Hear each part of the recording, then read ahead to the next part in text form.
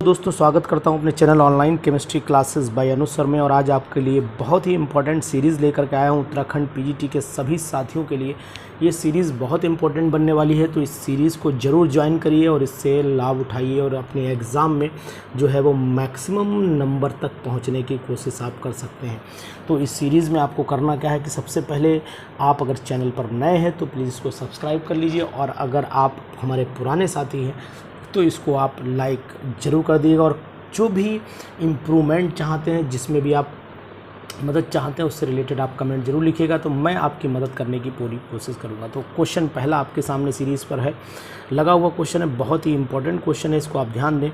The radius of the first orbit of the hydrogen, first orbit hydrogen की जो radius दिया हुआ है वो आपके सामने दिया हुआ है। The radius of the first orbit दिया है, तो सिंपल सी बात है, फार्मूला हम लोगों को पता है, R = होता है ये आपका n² अपॉन में आ जाता है Z × R0। ये R0 वैल्यू दे रखी है, Z हीलियम का 2 होता है, फर्स्ट ऑर्बिट 1 हो गया। तो सिंपल सा फार्मूला यही हो जाएगा कि इस वैल्यू को हम लोग पुट कर दें, यानी कि ये वैल्यू अगर हम लोग पुट करते हैं तो वैल्यू पुट करने का मतलब ये हो जाता है कि 0.52 मल्टीप्लाइड बाई 10⁻⁻8 दिया हुआ है, और डिवाइड कर देते हैं 2 से। 1 का स्क्वायर करेंगे कोई मतलब नहीं बनता, तो 1 ही रह जाएगा। और अगर हम 2 से डिवाइड कर देते हैं तो 0.26 × 10⁻⁻ क्या आ जाएगा भैया, 0.26 × 10⁻⁻ आ जाएगा आपका ये 10⁻⁸ आ जाएगा। तो सिंपल सा आंसर इसका फिर ए हो जाता है। हम लोग ए पे टिक कर लेते हैं। The outer configuration of the most electronegative element, most electronegative element fluorine होता है, और फ्लोरीन सीरीज़ के सभी भी होते हैं। तो मोस्ट इलेक्ट्रोनेगेटिव को पूछा है तो 5 होना चाहिए, तो NH2NP5, यानी कि इसमें हम सेकेंड वाले में सी लगा देते हैं। Choose the compound of the maximum and minimum ionic character. जो मिनिमम और मैक्सिमम आयनिक करेक्टर बहुत ही इंपॉर्टेंट क्वेश्चन है, आ सकता है पीजीटी एग्जाम में, वेरी इंपॉर्टेंट। ऑलरेडी आप इस पर लगा लीजिए, और ये पीजीटी का आया हुआ क्वेश्चन भी माना जा रहा है। तो अब इसको देख लेते हैं हम लोग। क्वेश्चन नंबर 3 को ध्यान दीजिए कि RbCl इज मोस्ट आयनिक। कह रहा है कि choose the compound of the maximum and minimum. तो RbCl ऊपर से नीचे आने पर आयनिक करेक्टर बढ़ेगा, क्योंकि कैटाइन का साइज बड़ा होगा और एनाइन का साइज जो है, जब कैटाइन का साइज बड़ा होगा और चार्ज घटता चला जाएगा, तो इसका मतलब ऊपर से नीचे आने पर आयनिक करेक्टर बढ़ेगा। और BeCl2 जो होता है वो आयनिक करेक्टर में सबसे लीस्ट होगा, तो यानी कि BeCl2 सबसे लीस्ट होगा। और RbCl जो होगा ऊपर से नीचे आने पर आयनिक करेक्टर बढ़ता है, और लेफ़्ट टू राइट घटता है। ऊपर से नीचे आने पर बढ़ेगा तो ऊपर भी कम होगा। तो RbCl जो है वो मोस्ट आयनिक होगा, यानी कि इसका आंसर फिर हमारे पास क्वेश्चन नंबर 3 का आंसर फिर हमारे पास RbCl, यानी कि RbCl BeCl2 यानी कि बी वाला हो जाता है। ठीक है, इंपॉर्टेंट क्वेश्चन है, लगा कर रखिएगा। If the equilibrium constant for the reaction is दे रखी value 144, what is the equilibrium constant for the reaction.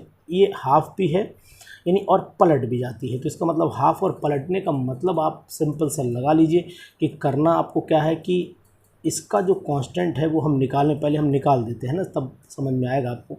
देखो, अगर हमारे पास इक्वेशन जो है वो है, इक्वेशन सिंपल सा है, हमारे पास 2AB है, और 2AB जो है वो बन जाता है, कन्वर्ट हो जाता है, किस में कन्वर्ट होता है, 2AB हमारा कन्वर्ट हो जाता है A2 में और B2 में। तो इसका जो कांस्टेंट है, यानी K, वो K = 144 हो जाता है, 144 हो जाता है। ठीक है ना। तो इसका रिवर्स रिएक्शन क्या होगा, रिवर्स का मतलब हुआ फिर A2 हो गया प्लस B2 हो गया, और एरो लगाया रिवर्सिबल और बना दिया हमने 2AB। तो इसके लिए जो वैल्यू आएगी वो आपकी K = 1/44 आ जाएगी। सिंपल सी बात है, 144 आ गई। ठीक है ना। अब इसका क्या करना है, इसका करना है कि हमें पूछा किसके लिए है, ये भी ध्यान देना है। पूछा है गया है कि ये आधी भी कर दी गई, हाफ भी कर दी गई। इसका मतलब है कि 1/2 कर दें, इसका भी 1/2 कर दें, इसका भी 1/2 कर दें, मतलब ये ए भी रह जाएगा। तो इसका करें क्या, इसका मतलब है कि सिंपल सी बात है कि अगर हमने ये वाली रिएक्शन का K निकालें तो K = हो जाएगा हमारा, कितना हो जाएगा, AB ऊपर आ जाएगा। हाँ, AB ऊपर आ जाएगा, यानी कि इसका हमने क्या काम किया है कि इसका स्क्वायर रूट कर दिया है। ठीक है, जैसे भाई जो पहले वाली रिएक्शन थी उसकी पावर हाफ डालना पड़ेगी ना, तो अब जैसे AB हो गया, AB की कंसंट्रेशन नीचे आपकी वही A की कंसंट्रेशन आ गई, यहाँ पर B की कंसंट्रेशन आ गई, तो इनकी पावर सबकी जब हाफ पड़ेगी तो इसका मतलब ये हो गया कि ए बी स्क्वायर होगा तो वो हाफ हाफ कैंसिल हो जाएगा, तो सिंपल सा इसका रूट करना है।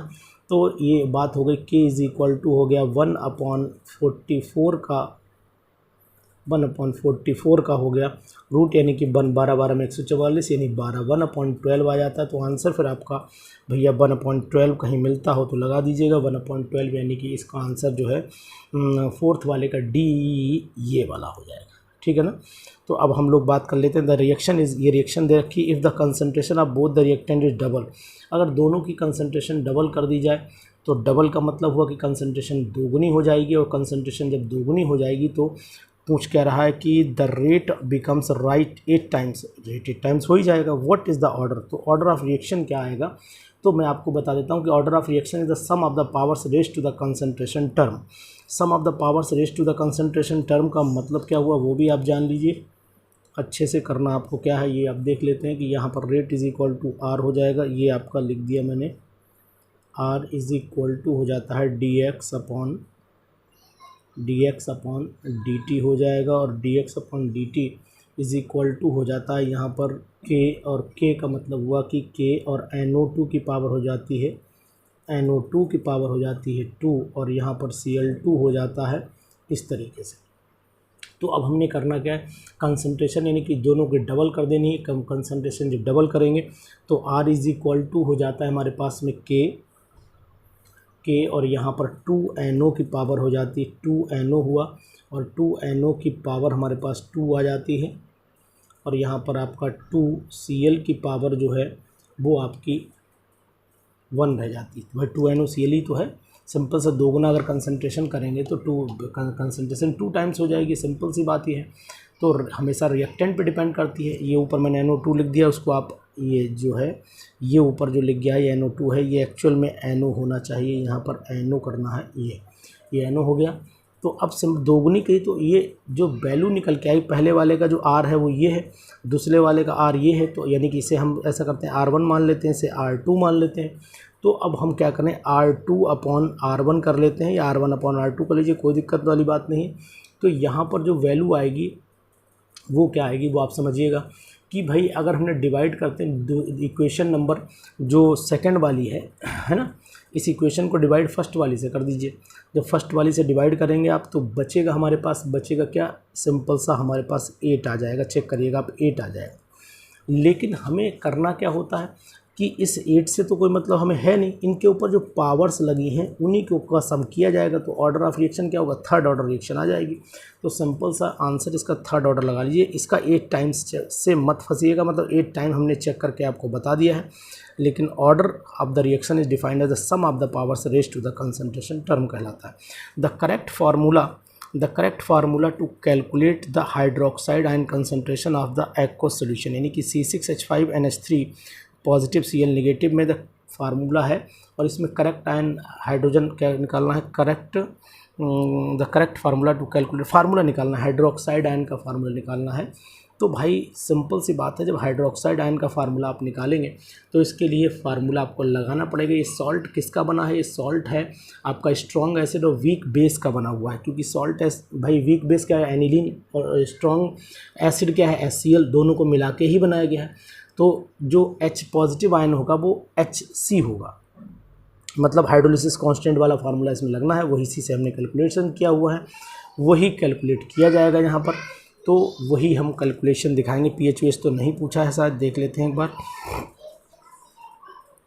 The correct formula of the calculate the hydroxide ion concentration. अच्छा, तो हाइड्रोक्साइड आयन कंसंट्रेशन आपको इसमें निकालनी पड़ेगी, केवल OH आयन कंसंट्रेशन ही निकालनी है, कोई बहुत टिपिकल काम इसमें नहीं है। चलिए अब जरा लगा लेते हैं इस फार्मूले को, उस क्वेश्चन को लगा लेते हैं, पूरा समझ लेते हैं, ध्यान से समझेंगे करना क्या है आपको, ये हम देखते हैं, इस तरीके से देख लेते हैं। चलिए हम लोग क्या करने हैं कि सबसे पहले हम लोग H पॉजिटिव आयन निकालते हैं। तो H positive ion is equal to हो जाता है आपका HC हो जाता है, ठीक है ना। इसका मतलब ये हुआ कि H पॉजिटिव आयन का जो H और C का जो फार्मूला, इसकी वैल्यूज़ हम लोग पुट कर लेते हैं। सिंपल सा ऐसे हमने लगाया स्क्वायर रूट, और यहाँ पर आप जानते हैं KW upon KB into C होता है, तो KW अपॉन KB इंटू हो जाता है आपका यहाँ पर C हो जाता है। तो अब फार्मूले में आपने ये भी पढ़ा होगा कि HOH negative ion O H negative ion into H positive ion is equal to हो जाता है आपका के डब्लू हो जाता है। ये फार्मूला भी आपने पढ़ा होगा। इसको हम लोग आगे थोड़ा और बढ़ा लेते हैं। जैसे ही आगे बढ़ाएंगे तो क्या बनेगा, O H negative ion is equal to हो जाएगा, O H negative ion is equal to बन जाता है हमारे लिए सिंपल कि ये के डब्लू ऊपर आ जाएगा यानी और नीचे वैल्यू आ जाएगी एच पॉजिटिव आयन, तो इज इक्वल टू हो जाता है के डब्लू अपॉन नीचे आ जाएगी आपकी एच पॉजिटिव आयन की वैल्यू। अब एच पॉजिटिव आयन की वैल्यू रख दीजिए। जब एच पॉजिटिव आयन की वैल्यू रखेंगे तो सिंपल सी बात है कि फार्मूला जो बनेगा वो नीचे क्या आएगा, के डब्लू अपॉन के बी, ये पलट जाएगा तो के बी के डब्लू इंटू के बी अपॉन सी रह जाएगा। यानी कि फार्मूला बन के आना चाहिए हमारे लिए के डब्लू इंटू के बी अपॉन सी। ये वाला ढूंढ लीजिए, जहाँ भी होगा सही हो जाएगा ये। तो के डब्लू इंटू के बी अपॉन सी, यानी कि एक जो आंसर है ये इस क्वेश्चन नंबर 6 का जो आंसर मिल रहा है वो हमें ये वाला मिल रहा है, यानी बी ऑप्शन हमें सही लग रहा है। क्वेश्चन नंबर 7 पे आइएगा। The solution has the P H 2 ठीक है, it's P H has been raise to 4, यानी 2 से 4 कर दी गई। The H positive ion concentration of solution कितनी टाइम्स जो है वो बढ़ जाएगी। तो ये तो कुछ नहीं करना है, पी एच 2 है तो हाइड्रोजन कंसंट्रेशन 10⁻² हो जाएगी, और अगर पी एच 4 हो जाए तो 10⁻4 हो जाएगी। तो सिंपल से 10⁻² टाइम्स बढ़ जाएगी। तो 10⁻² टाइम्स का मतलब ये हो गया कि ये 100 टाइम्स बढ़ जाएगी। सिंपल सी बात है, ये 100 टाइम्स बढ़ जाएगी। तो the P H concentration of solution is original solution the H positive ion concentration of the solution is of the original solution की 100 गुना बढ़ेगी। सिंपल सी बात है, कंसनट्रेशन यानी कि 10⁻² टाइम्स। ठीक है, समझ रहे हैं ना। 10⁻² टाइम्स का मतलब हुआ कि पीएच वैल्यू जो है वो आप निकालेंगे, उससे कंपेयर करेंगे तो सिंपल सा 100 टाइम्स बढ़ जानी चाहिए, ये ध्यान रखिएगा। इसके बाद क्वेश्चन नंबर 8 कर लेते हैं। क्वेश्चन नंबर 8 क्या कह रहा है, the chromium plating is done with the acidified solution of the CrO3 according to equation के अकॉर्डिंग जो है CrO3 की जो chromium plating is done with the acidified solution of CrO3 से करी गई अकॉर्डिंग टू इक्वेशन। ठीक है, कर दी गई। अब consuming 965 coulomb of the electricity how many gram. Simple है भैया, इसमें कुछ नहीं करना है आपको। W = ZIT लगा देना है। W = ZIT जब आप लगाएंगे तो W = Z की वैल्यू क्या है, वो E/96 रखना है। तो W = क्या हो जाएगा वो आप निकाल लेंगे। तो W = Z × IT से इसको निकालिएगा, है ना। इतने कूलम यानी कि वैल्यू भी दे रखी है, सिंपल सी बात है, और पुट भी करना है तो ये आंसर आप निकाल सकते हैं। सिंपल क्वेश्चन है, तो ये आप एक बार क्वेश्चन नंबर 8 जरूर करिएगा। 9 question 2 prepare the solution of the K3PO4 from 50 ml of the इतने मोलर H3PO4 से बनाया गया, और व्हाट वॉल्यूम ऑफ इतने मोलर KOH इज रिक्वायर्ड। तो इसमें कुछ नहीं करना, इसमें N1V1 = N2BT का फार्मूला लगाइए। मोलैरिटी है तो M1V1 का लगा दिया, अदरवाइज नॉर्मेलिटी होती तो N1 का लगा देते हम लोग। तो इसमें करना क्या है, M1V1 = M2V2 का फार्मूला लगा करके आप इसकी वैल्यू निकालेंगे। बिल्कुल ईजिली निकल आएगी, सिंपल तरीके से निकल आएगी, कोई दिक्कत आपको नहीं आएगी, क्योंकि ये सिंपल क्वेश्चन है। आप निकालिएगा इसका आंसर मैं बता दे रहा हूँ 139 ml आ जाएगा। फार्मूला भी रिपीट कर दे रहा हूँ। To prepare the solution of K3PO4 from 50 ml, यानी कि ये वो आपका M1 हो, ये V1 हो गया 0.105 M1 हो गया, ये M2 हो गया, और ये आपका V3 आपको निकालना, वो V2 आपको निकालना पड़ेगा। तो आप निकाल लेंगे, कोई दिक्कत आपको नहीं आएगी, ये मेरा वादा है आपसे, है ना। Simple. The vacant space between the, अब ये आप वैसे अगर 4 हो तो टेट्राहेड्रल है, 3 है तो ट्रायगोनल वाइड कहलाएगा। तो सिंपल सी वैकेंट स्पेस इज कॉल्ड, यहाँ पर ट्रायगोनल वाइड पे आप टिक कर लीजिएगा, तो ये ट्रायगोनल वाइड कहलाएगा। अब आप क्वेश्चन नंबर नेक्स्ट पहुँचते हैं। When the solute undergoes association in the solution, जब एसोसिएशन हो जाएगा तो मॉलिकुलर मास बढ़ेगा और नंबर घट जाएगा, क्योंकि number of the particles is inversely proportional to molar mass, colligative property होती है मोलर मास। तो जो क्वेश्चन नंबर 11 है, तो इस क्वेश्चन नंबर 11 में हमको जो ऑप्शन लगाना पड़ेगा वो क्या होगा, वो ढूंढना पड़ेगा कि experimental colligative properties more than normal colligative properties, और देखते हैं क्या है, फिर देखते हैं, डिसीजन लेते हैं। Experimental colligative properties equal to नहीं हो सकती। एक्सपेरिमेंटल मॉलिक्यूलर वेट जो होगा वो ज़्यादा हो जाएगा नॉर्मल से। तो सिंपल सी बात है कि यही आंसर आएगा कि एक्सपेरिमेंटल या ऑब्जर्व्ड मॉलिक्यूलर वेट जो है वो ज़्यादा हो जाता है। तो सी ऑप्शन आप इसमें लगाइएगा। Conversion of the H2S into the colloidal sulphur is possible by the following, यानी कि इस कोलाइडल सल्फर का जो बनाना है मेथड ऑफ प्रिपरेशन है और H2S से बनाना है, तो आपको बता दें H2S का ऑक्सीडेशन करा दीजिए, इसको ट्रीटमेंट किसी ऑक्सीडाइजिंग एजेंट से करा दीजिए, तो H2S प्लस नेसेंट ऑक्सीजन करा लो। वैसे तो मेथड इसमें ऑक्सीडेशन है ही, कोई दिक्कत है नहीं है, नहीं 12वें वाले क्वेश्चन का आप आंसर जो है वो ऑक्सीडेशन लगा दीजिए। अगर आप रिएक्शन जानना चाहते हैं तो रिएक्शन भी मैं आपको बता दे रहा हूँ।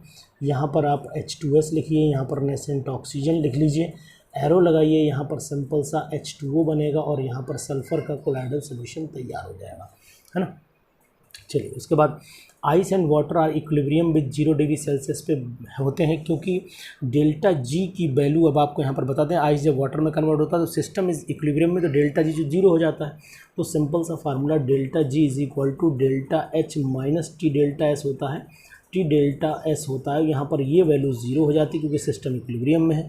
तो डेल्टा एच यानी कि delta H minus T delta S is equal to 0 हो गया। Delta H minus T delta S की वैल्यू जो है वो 0 हो जाती है, तो इसका मतलब दोनों बराबर हो जाएंगे। तो जब दोनों बराबर तो आंसर फिर बी लगा लीजिएगा, यानी कि जब आइस वाटर में कन्वर्ट हो, इक्विलिब्रियम पे हो, तो ये तभी पॉसिबल है जब आपका आंसर कौन सा होगा, बी पार्ट आंसर इसका सही होगा। 13 का बी सही आएगा तभी ये संभव है, नहीं तो संभव नहीं है।